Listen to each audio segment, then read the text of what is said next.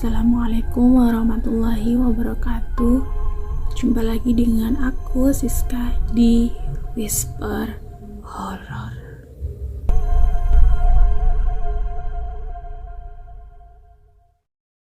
Jangan lupa subscribe channel ini dan nyalakan lonceng notifikasinya.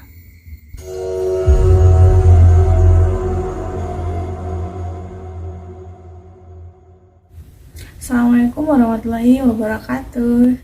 Pada video kali ini saya akan melanjutkan cerita Ludruk Topeng Ireng dari akun twitternya @dioseta.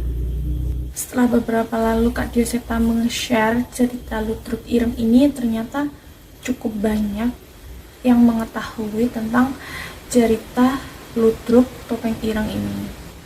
Namun ada satu yang cukup spesial, ada akun twitternya, tapi dia meminta untuk mencantumkan namanya sebagai Arjuna. Mas Arjuna mendapatkan cerita ludruk dari keluarganya yang ternyata terlibat langsung dengan kejadian ini jauh di tahun 1950-an. Dia menceritakan kenapa ludruk ini dibentuk, kenapa ludruk ini memakan korban, bagaimana ludruk ini dulu dikalahkan. Dan gak cukup sampai di situ, dia juga menceritakan mengenai tragedi akar permasalahan sebelumnya, silsilah dan pusaka keluarganya yang terlibat. Ilmu saya sebenarnya masih jauh dari cukup untuk memahami, tapi saya coba tuliskan agar tetap bisa dinikmati teman-teman sekalian. Karena berhubungan dengan silsilah keluarga seseorang yang ada di sini juga, mohon disikapi dengan bijak. Cerita ini terjadi beberapa tahun setelah negeri ini merdeka, tepatnya di Blitar era tahun 1950-an. Aku hidup di keluarga yang sangat kental dengan klinik dan ilmu batin. Tak sedikit pusaka yang dimiliki oleh keluargaku, mulai dari yang bersahabat hingga mengerikan. Namaku Pujo. Aku tinggal di sebuah desa di kota Blitar yang masih jauh dari jangkauan pemerintahan saat ini. Terlalu sulit untuk kami dan desa sekitar kami untuk mendapatkan kabar dan informasi apapun di luar sana. Hal itulah yang membuat kami tidak dapat memastikan mengenai apa yang terjadi di luar sana. Salah satunya adalah mengenai wabah yang menyerang desa-desa dan menelan banyak korban. Konon, wabah ini adalah sekumpulan makhluk gaib ke sebuah desa yang menyebabkan kematian mendadak. Nah, sedikitnya informasi yang ada, kami menjadi terlena dan sedikit tenang. Apalagi desa kami termasuk yang paling aman dan adanya keluargaku yang dianggap mampu menjaga desa dari hal buruk dengan ilmu batin yang kami miliki. Tapi persoalan kali ini berbeda. Malam ini seharusnya aku bisa tidur dengan nyaman. Namun hawa malam hari berubah menjadi dingin, lebih dingin dari biasanya. Hal ini membuatku terbangun. Di tengah rasa kantukku, samar-samar terdengar suara bisikan di telingaku. Le, kandani bapakmu.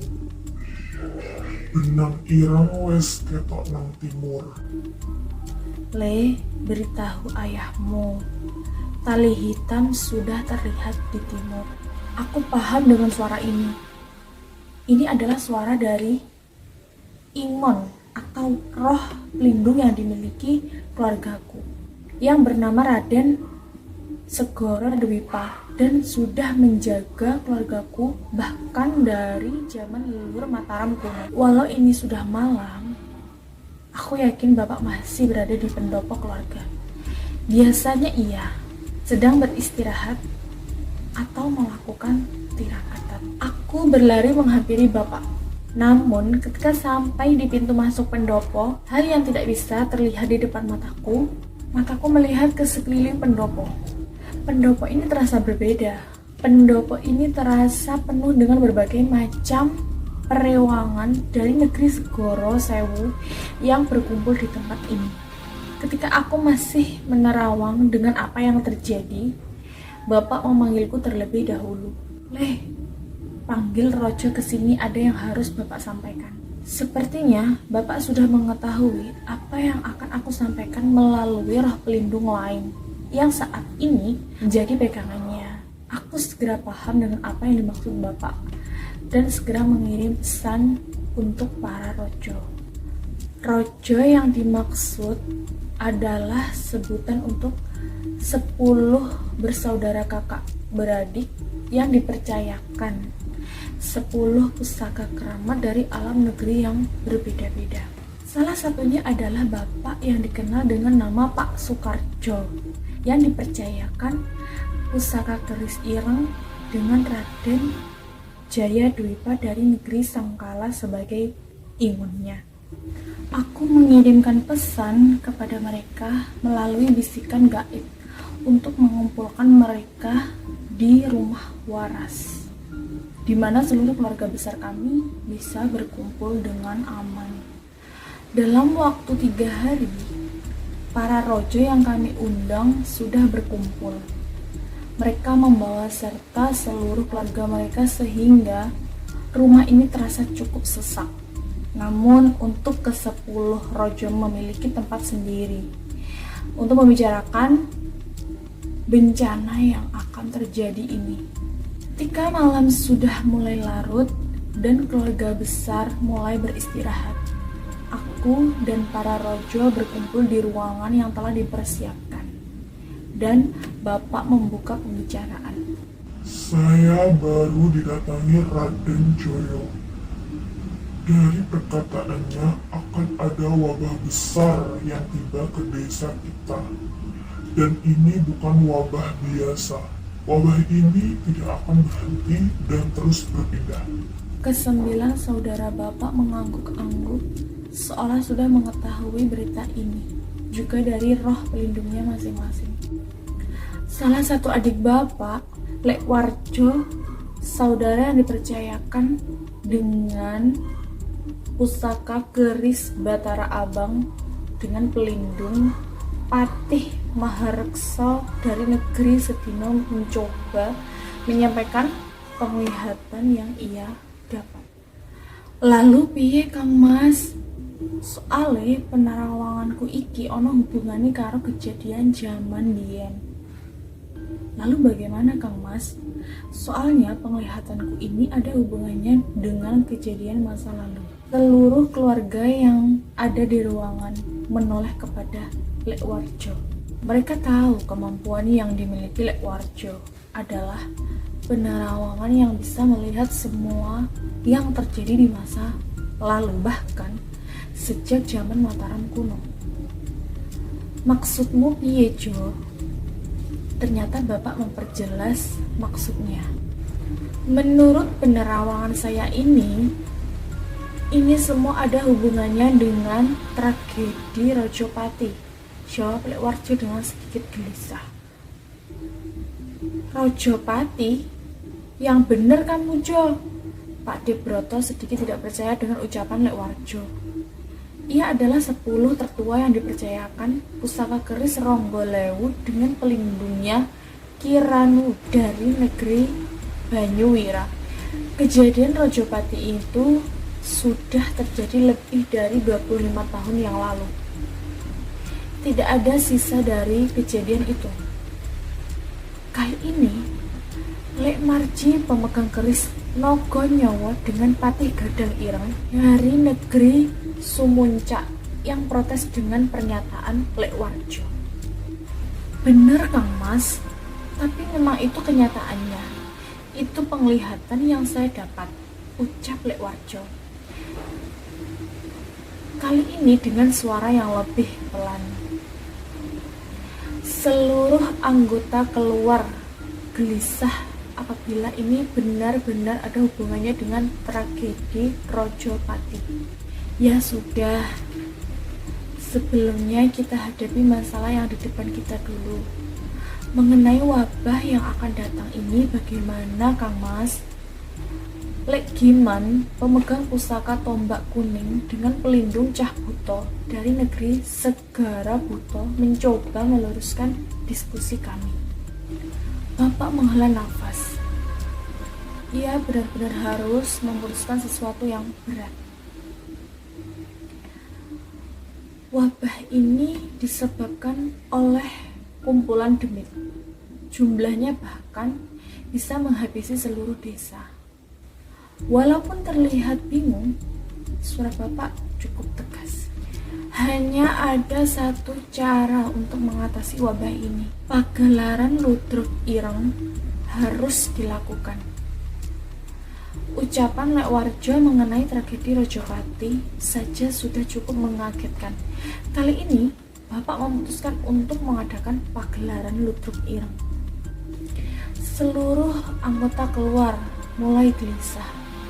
Karena siapapun tahu, jika ludruk ireng sudah digelar, berarti wabah yang dihadapi bukan wabah biasa. Apalagi persiapannya sama sekali tidak mudah. Salah satu syarat yang paling berat adalah salah satu pemeran yang bermain ludruk ini harus seorang lelaki bujang, yatim piatu, berusia 25 dan lahir dengan getih anget.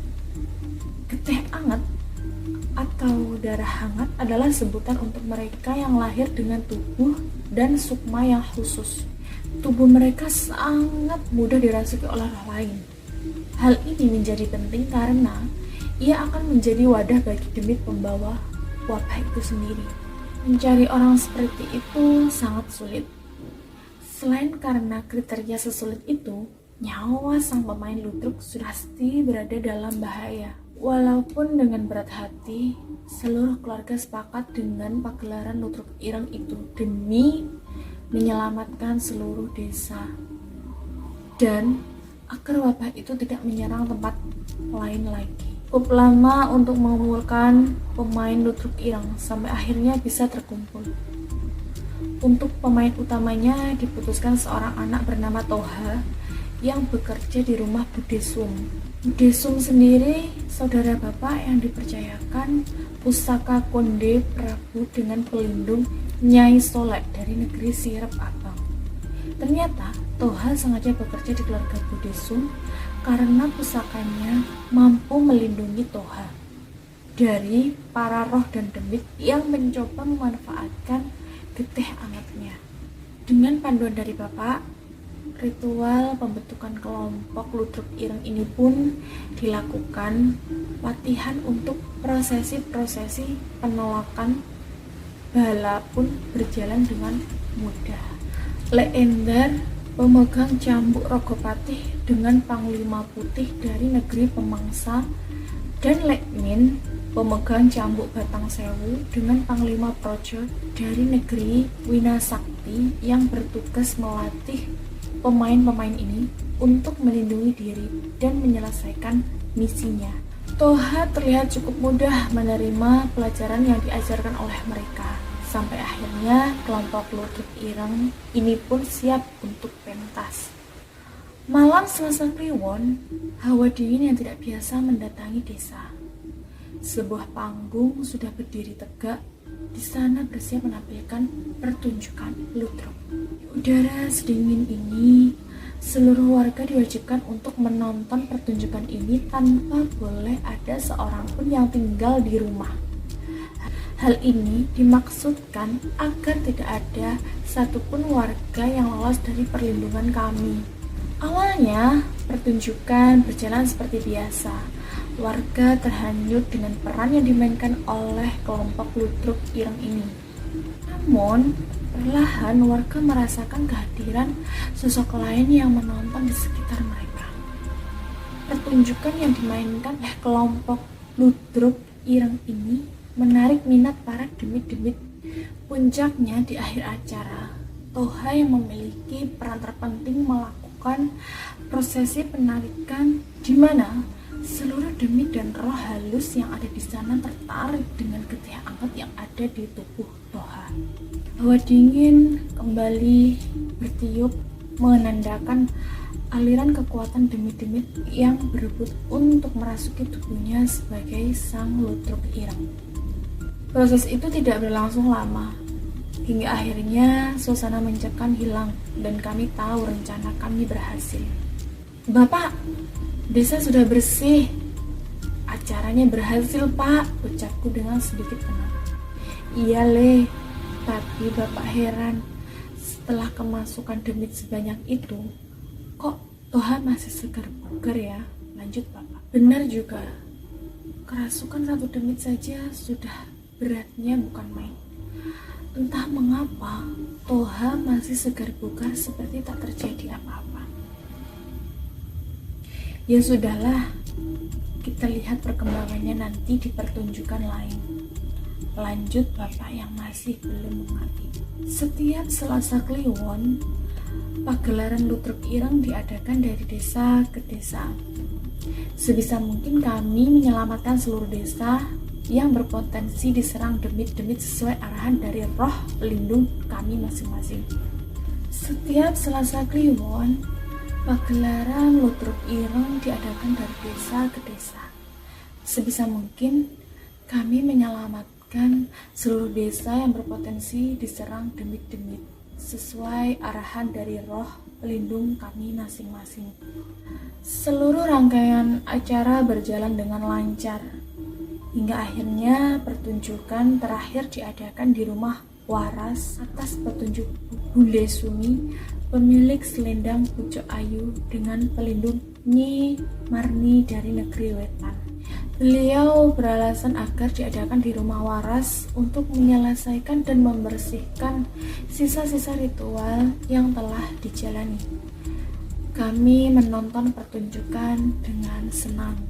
Hiburan yang disajikan sungguh mampu membuat kami terhipnotis dengan tiap candaan dari kelompok lutruk ini. Namun, aku sedikit merasa aneh dengan gelagat Pak Deyuti. Ia memegang pusaka keris Candra Sewu di tangannya. Padahal ini seharusnya acara yang santai untuk menutup semua musibah. Aku berharap kekhawatiranku hanyalah sebuah rasa gelisah biasa. Hingga akhirnya acara lutruk pun selesai. Kami bertepuk tangan sebagai bentuk apresiasi atas usaha mereka selama ini. Dan lebih hebatnya lagi, tidak ada korban jiwa dari ritual ini. Namun bukannya membubarkan diri, seluruh anggota lutruk malah berdiri di tempat, tepat di panggung kecil tempat mereka melakukan pertunjukan. Kali ini berbeda dengan saat mereka tampil. Mereka berdiri dengan tanpa sedikit ekspresi pun di wajahnya. Ada apa ini? Apa yang salah? Para rojo mempertanyakan kelakuan para pemain lutruk itu. Toha, sang pemeran utama lutruk ireng, menunjuk kepada para rojo dan menunjuk dengan wajah penuh emosi. "Apa kalian ingat dengan Nyi Laras, istri dari Ki Sedo?" tanya Toha dengan tangan yang menunjuk ke arah rojo dengan gemetar. Pak Deyuti berdiri. Terlihat roh pelindung pusakanya, Pangeran Aji Dwipa dari negeri Wetan Abang, sudah berdiri di sebelahnya, seolah bersiap akan sesuatu. "Nyi Laras, Ki Sedo, keturunan dari Trah Balanggawe, itu yang kamu maksud?" tanya Pak Deyuti. Tangan Toha masih gemetar. Kali ini wajahnya memerah, bukan karena dandanan pemain lutruk, namun jelas terlihat itu semua dari emosinya yang seolah sudah tertahan lama. "Ya, mereka yang kalian bunuh dengan santet balung ireng," Toha berteriak melampiaskan emosinya. Budesung maju ke depan. "Maksud kamu apa, Toha? Demit apa yang menguasai kamu?" Terlihat Budesung merasa bertanggung jawab karena beliau yang merekomendasikan Toha untuk peran ini. "Nyi Laras yang kalian bunuh saat sedang mengandung, dia adalah ibuku." Dalam sekejap, ribuan siluman demit alas berkumpul di belakangnya. Mereka semua adalah para penyebab wabah yang sengaja Toha sebagai Ludruk Ireng kumpulkan untuk membalas dendam kematian keluarganya. Sudah cukup kebenaran yang kau ketahui selama hidup bersamamu, ucapnya sambil menunjuk kepada Bude Sumi. Ini adalah hari yang kunantikan, hari di mana aku bisa melihat manusia biadab seperti kalian mati. Suara alunan gamelan terdengar. Kali ini bukan berasal dari alat musik, melainkan suara dari alam gaib seolah menandakan mulainya peperangan.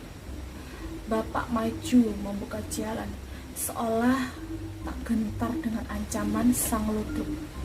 Ia maju dan menantangnya. Apa kamu belum tahu siapa yang berdiri di depanmu ini?